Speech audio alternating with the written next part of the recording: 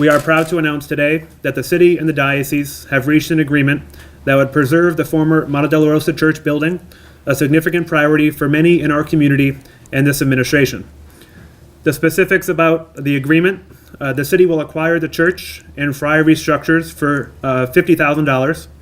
The diocese will maintain ownership of certain fixtures within the church, such as the stained glass windows, the painted murals on the ceiling, and decorative lighting. However, all other religious iconography has been or has already been removed. There will be a $1 per year lease that will allow these items to remain at the property. The purchase and sale agreement states a closing by the end of this fiscal year, or June 30th. In order to take this action will be filed tomorrow for next week's City Council meeting in the hopes that the arrangement can be discussed and approved sometime in June. We will give the City Council a few options to cover the cost. For example, free cash, stabilization, and/or internal transfers to a land acquisition account. Why is this important to the administration and to many folks in the community? I think it's important to talk a little bit about our history. During the 1890s, Polish immigrants joined other immigrant groups coming to Holyoke in search of mill work. Later, a second wave of Polish refugees came to the city to join the existing community during and after World War II. By 1910, the Polish and Eastern Europeans made up about 15% of Holyoke's residents. The community, like others in Holyoke, settled together around a central parish and established a Polish enclave with a shared language, culture, food, and religion. Such was the presence that parts of High Street were nicknamed Polish Avenue, with over 70 businesses owned by Polish folks. Mirroring their home communities in Poland, the people of the Polish settlement in Holyoke quickly began to raise money for a church, which would serve as the centerpiece of their tight-knit community. At the time, and similar to other ethnic parish neighborhoods around the city, their church would have served a crucial role in the daily lives of citizens beyond just the Sunday worship. Many of the Polish mill workers set aside funds from their own wages to purchase the lot at Lyman Street, pay expert architects from Springfield for a church design, and then to pay the contractors and construction workers to build it. The church, completed in 1903, was decorated by the parishioners themselves with depictions of classical Polish country scenes and religious iconography. Mater Dolorosa was a church which was born as a labor of devotion of the Polish community in Holyoke and is unique in the city in this regard. It is important for us to preserve this cultural icon for the Polish community and the city as a whole. It's one of the few remaining buildings in the historic Polish neighborhood that was decimated by urban renewal in the 1960s and 70s. The church contains not just religious iconography, but images depicting over 1,200 years of Polish history. Some may ask why the city would take such action. And it's our opinion that the city was the only remaining option to preserve this historic treasure. The diocese had been trying to negotiate in good faith with other groups, but couldn't come to terms. All the other avenues to keep the building up that have been exhausted so far. The future: after completing the purchase of the structure, the city will immediately issue a request for proposals, with a contract hopefully being awarded in the fall for an operator. The operator will be responsible for repairs, fundraising, programming, and we imagine that this would be a similar arrangement as what the city currently has with the Jones Ferry Boathouse, the Volleyball Hall of Fame, and the Children's Museum at Exhibition Hall right down the street. As with these examples, the city knows there is very significant interest from private sector groups that are interested in managing the site and will work expeditiously to secure an agreement to that end. It's also relevant. June is Immigrant Heritage Month, and tomorrow will officially kick off Immigrant Heritage Month in the city of Holyoke. And as most folks know, Holyoke is a city of immigrants, whether Polish, French-Canadian, Irish, Puerto Rican, or other ethnic groups. And I believe today is a proud moment in our city's history to be able to tangibly recognize and celebrate the achievements of one of its founding immigrant groups and move towards the acquisition of such a landmark building in its original neighborhood. In order to make this announcement today, a lot of hard work by many people went into this to come together at the table. Of course, I want to begin by thanking the bishop for having an open door when we first met last fall, and we've been able to negotiate in good faith since that initial meeting at the Diocese in Springfield.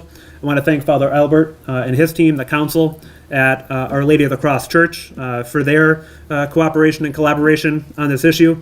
And of course, this wouldn't be possible without the team here at City Hall. Thank you, Mayor Morse. First of all, I want to thank Mayor Morse and all of his staff for the work that they have done in negotiating with the diocese over these past months. I'm also want to stress that whenever there is a building, a church or a school or structure that is vacant, the diocese does look for what can be done with that structure to help in the community, to be a part of the community. So in many cases, we have certainly repurposed buildings so that they would be of use to the community. And I'm happy that this resolution is coming into view for Mater Dolorosa Church. It's the realistic one that we have been able to have and been able to host the ideas for it that Mayor Morse and his staff has proposed for Mater Dolorosa Church. Bishop, Mike Plaisance with the Republican newspaper. There's been a lot of distrust felt toward the diocese about this church issue and other closings of churches. Can you address that particularly in regards to what Holyokers feel? Certainly. We all know, particularly in the demographics of the Northeast United States, there has been great demographic shifts, particularly over the past 50 years. And those demographics certainly affect the church and the way that we can staff those churches, the funds that are available, because the parishes are supported solely by the donations of the parishioners. So there have been lots of difficult decisions that have had to be made in terms of staffing churches and in being able to be a vibrant Catholic presence within all of our communities throughout Western Massachusetts. So that consolidation of parishes was done in light of the great demographic changes that had taken place and in light of the ability to support our Catholic ministries in all parts of the diocese. And certainly when those decisions are made, people have a great investment in their parishes.